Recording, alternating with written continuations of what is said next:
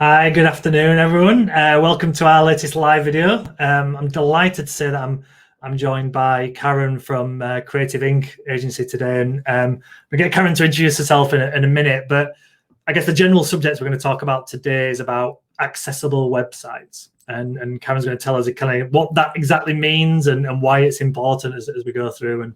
And yeah, so as ever with these, we're on various different social media platforms. So if you're watching us on LinkedIn or YouTube or Facebook or Twitter, please, if you've got any questions or any comments for us, we're happy to take them and listen to them. We'll get through as many of them as possible. If you do have any questions around accessible websites, I'm more than happy to put those to Caren. For anybody who's watching it later, I know a lot of people watch it when it's not live. Again, feel free to put the questions in, and I'm sure we'll answer them afterwards. I'll be happy to put those to Caren, and I'm sure that she'll be able to answer many questions that you have. So whether you're live or you're not, we'd love to hear them. So without further ado, Caren, if you just want to kind of explain who you are, what you guys do, and then we'll jump into some questions. Yeah, sure. Hi, I'm Caren, and I'm part of a mother and son team. My son Callum, who's autistic, and we started KreativeInc agency in 2019 after Callum had a bad experience with an employer who knew that he was autistic but didn't make any reasonable adjustments for him. And so we decided just to set up on our own and to take that as a positive opportunity. And we started our own web agency. Now, we are WordPress web developers, but with a bit of a difference. We do accessible websites. And what that is, I'm going to explain a bit later. Now, we have evolved over the past 18 months so that we are now also doing consultancy for web accessibility. And that means that we actually do web audits to see if a website is accessible, and also work with other web agencies, digital agencies, and other in-house digital departments to train them in web accessibility, because our mission is to make the UK digitally inclusive by 2025. So yeah, that's it in a nutshell. That's brilliant, and that sounds like a fantastic target, Caren. Absolutely. So that's great. So I guess the obvious question and the best place to start is, what is an accessible website? An accessible website, in a nutshell, is a website that can be used by everyone. And that means that it can also be used by people with special access needs. Now, people may be asking, what are special access needs? You have to imagine somebody who has got a sight impairment or is even blind. They may use assistive technology. And to be able to access the information on the website and to actually engage with it, the person cannot see it, so they use assistive technology. And the website needs to have the setup and also the coding tags and labels to be compatible with that assistive technology. And most websites, unfortunately, are not. And so that's a big oversight. It also is for people who have cognitive impairments, like Callum is autistic, or people that are dyslexic. They need certain fonts that they can read. Otherwise, they get distracted by fancy fonts, serif fonts that have loads of curls on them. Or if you write in italics, they just cannot take in that information because they cannot read fonts like that. So fonts need to be sans serif. They need to be a certain size. The text needs to be spaced in a certain way so that that people can read it and take it in and process it. There are other things like keyboard navigation. People who have a disability, a physical disability, or cannot use a mouse or trackpad, they need to use the keyboard to get around the website. Now, unfortunately, you see that a lot, that when you use the tab key to get around a website, you may be moving, but you may not know where actually you are on the website, because there's no focus. So an accessible website would have a focus all the time. When you press the tab key, you can see exactly where you are on the website. And also if there are links, they get highlighted so that you know when you click the enter key, you are actually entering that link and go to another page. these are just a few examples. There's a lot more that an accessible website has, but these are basic examples for people to understand, really. For businesses, it's really important, because imagine you have a shop, a physical shop, and you put loads of obstacles, an obstacle course in front of your entrance, and then only the fittest can get through and access your shop. I mean, would you want to ignore the other customers that are not so fit, that cannot go through that obstacle course, or don't want to go through that obstacle course, or with cognitive impairments where you actually have to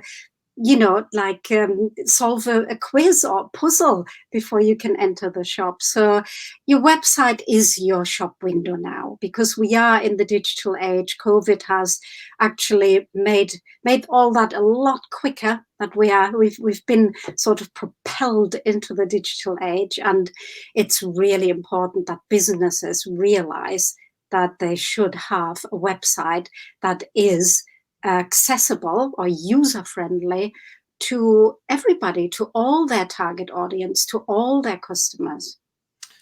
So in terms of the scale of potential people that they are putting barriers in front, or your obstacles, as the great analogy you've used there, do you have any idea of kind of what percentage of people that could be affected?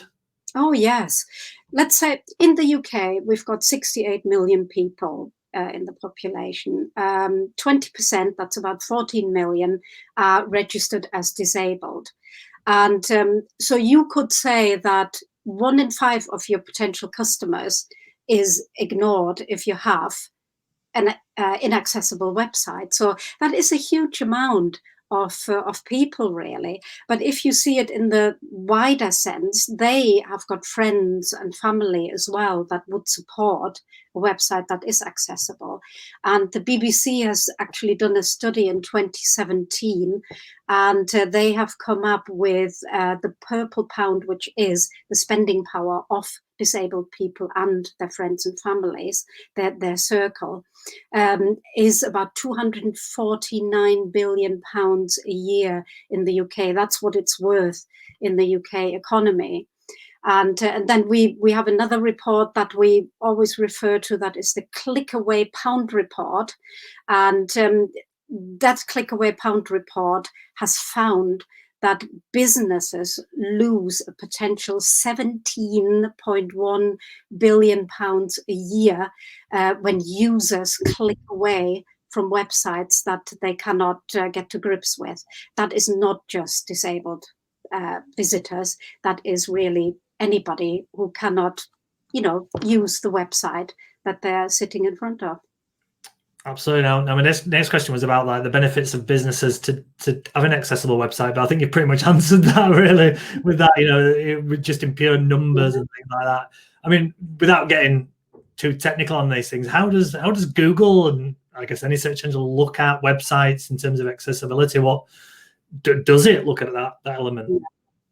Google doesn't look specifically at accessibility, but Google will always prefer an accessible website, because the best practices for search engine optimization are very much aligned with the best practices of accessibility, because Google looks at user friendliness of a website, and an accessible website is user friendly for everyone.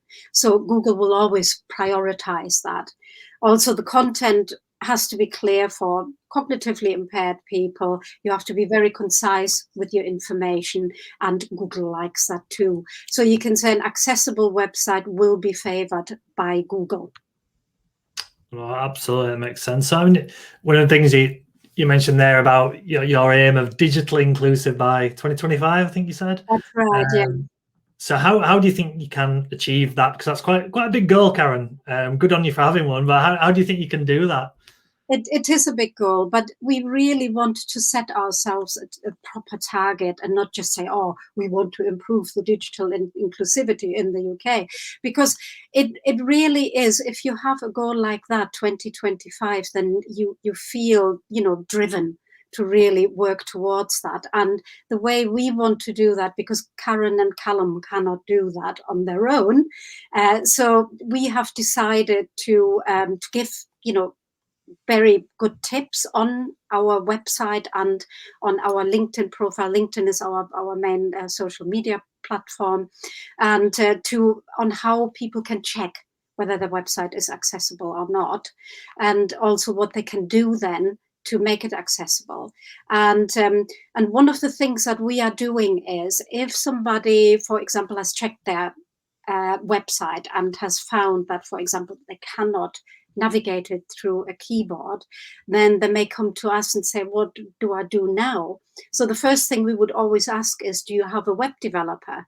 And most people say yes, of course. And most people, if they have a web developer and they had them for years, they don't really want to change the web developer. And so we then say, okay, we can work with your web developer, see what knowledge he or she has, and then we can advise them on how to actually make the website accessible. That is a chargeable service, but it is still, quite a good option, because the web developer will learn on the job on how to do it in future. And so, once we have shown the web developer the basics, he can then maintain the site as an accessible website. And we do the same with web agencies, digital agencies, and in-house digital departments at bigger companies, where we go in and we do an audit of the site. Sometimes they're big audits, and then we create a report with guided notes for the web developers to how to actually make the site accessible. And then we will also be there to guide the web developer through phone calls, or if they want Zoom calls on how to do things, be there as a sounding board and as an advisory service. And we go into web agencies, digital agencies, and other companies to train. So we have certain training courses that we have available that we do at the moment via Zoom, but we're hoping to soon be able to go back to face-to-face training. So it's basically wanting to share our knowledge so that other agencies can offer the same service. We don't want to hog this as a monopoly, because that wouldn't make sense at all. Because this is our business, is not just a business, it's also an advocacy. That makes perfect sense, Caren. Was one of the questions I had as well, is obviously that goal of digital inclusivity by 2025 is, as you quite rightly said, you can't just do what you do on your own. So the type of people you will be working with, I thought it was really important to kind of hear who that would be. So if anyone is listening, watching to this, to maybe contact you and see how you could work together, I'm sure you'd be keen to do that. Now, I guess definitely for me, and I'm sure anybody watching this, or many people watching this, should I say, considering accessibility for your website is something you've probably just not thought of. So do you think that, I guess the biggest hurdle to that, to try and what you achieve is not people not wanting to do it, but people not thinking about it or not knowing that it's a thing? Would that be fair to say? Absolutely, yes. Callum and I have spent the last 10 months to actually really making people aware of this, because you cannot force people into, like something that they don't understand. So the first thing always, if you want to change things, is education. And so we are actually wanting to make people aware of all the facts of accessibility, so that they then actually want to have an accessible web platform, because it makes so much sense from a business point of view, because there is a legal aspect to it as well. The Equality Act 2010 also stipulates that you cannot discriminate against disabled people by not allowing them access to your website. But most people don't know that, and it's not really enforced in the UK, whereas in the USA it is, and litigation has gone up by 600% over there. So but the UK, we are different over here, so we're not seeing that come in. But the government has already put guidelines on and fines actually for public services companies. They had to have an accessible web platform by September 2020, and if they haven't, now they're opening themselves up for fines from the government. And with the COVID situation, this will come in the private sector as well. But the most important thing that I would say about accessibility is that it should not be a tick box exercise. It is actually a process. It is a process where businesses open themselves up to a wider audience by having an open conversation with people that have special access needs.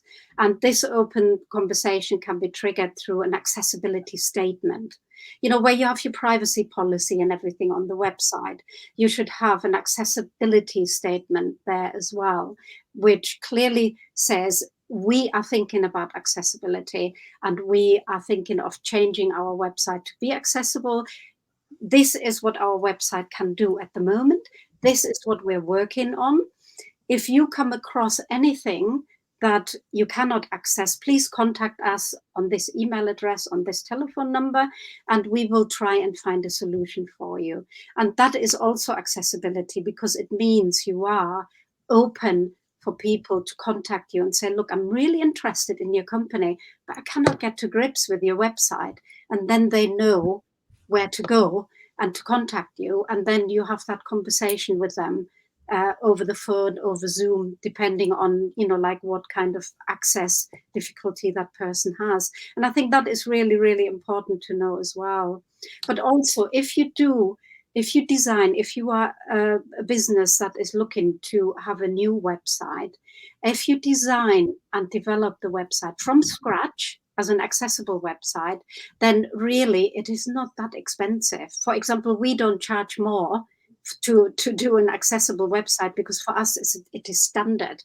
We are starting with accessibility regulations as the Web Content Accessibility Guidelines, and we are keeping to them from the start. So it's not more work for us, because we know them so well, to design and develop accessible websites.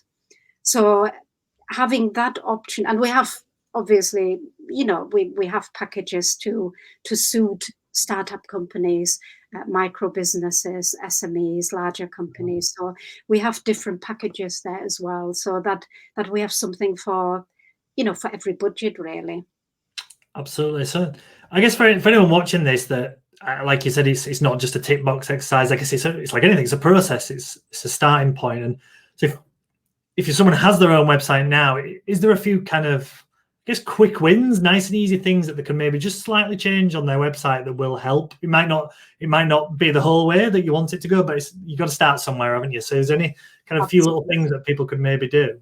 Yeah, I think one of the most important things is really the keyboard accessibility, because by making it keyboard accessible, you also often, you know, like it goes into the compatibility with screen readers and with assistive technology. So that's a good one. And to actually to get there, it shouldn't be too difficult for a good web developer to change that. They just need to Google a bit or contact us for a little bit of advice, and then they should be able to do that. Another thing is, don't make your text too small. Don't use fancy fonts, and try and be, you know, like put bullet points in your text. Make sure that your images have alternative text, which means that you know, for example, in WordPress, it's very easy. WordPress gives you, if you click on an image in your media library, you click on there and it has an alt text box, and you put in a description of that image in that box, so that a screen reader for a blind person can pick up and read out to that blind person that description of the image, rather than it saying graphic, graphic, graphic. Perfect, Caren. I mean, firstly, thank you so much for your time. If anyone does want to find out more about the work you guys do, or want to contact you, where are the best places to do that? I think The best place is probably our website, which is KreativeInc agency, which is creative starts with a K, not a C, and then the Inc is a C at the end. So Creative Inc inclusion, it really stands for Creative Inc agency, all one word, .co.uk. Or you can contact me on LinkedIn as Caren with a C, Loudest Gamble. So yeah, that's I think probably people can see my name, can't they? Yeah, yes, they Yeah. can. Well, Well, yeah. that's the thing as well. Yeah, the other thing, Caren, is obviously if anyone does want to get hold of you for whatever reason, I'm sure they will be able to find you. Please come direct to me or to the Northern Affinity, and we can pass you on to Caren. So yeah. No, it's been fantastic. I've just seen a comment from Lauren saying definitely opened her eyes to things she wouldn't have thought about before when creating web pages. So that's great to hear. Thank you for that. Yeah, that's what it's about. But we also have to stress that Callum and I are always open to have a conversation. Like, don't come to us and think you have to commission us. We're always open to have a conversation with you and give you advice. Perfect, Caren. Thank you very much. No, I really, really appreciate your time. And I know you guys are doing so much great work, obviously speaking to yourself, and I speak to Callum as well. It's fantastic. So well done. And, thank you everyone for watching. Like I said, if anyone's watching this afterwards, please do. If you've got questions for Caren, should be more than happy to listen to that. So yeah, thank you everyone for your time. Really appreciate it, and have a good rest of your day. Yeah, thanks for inviting me.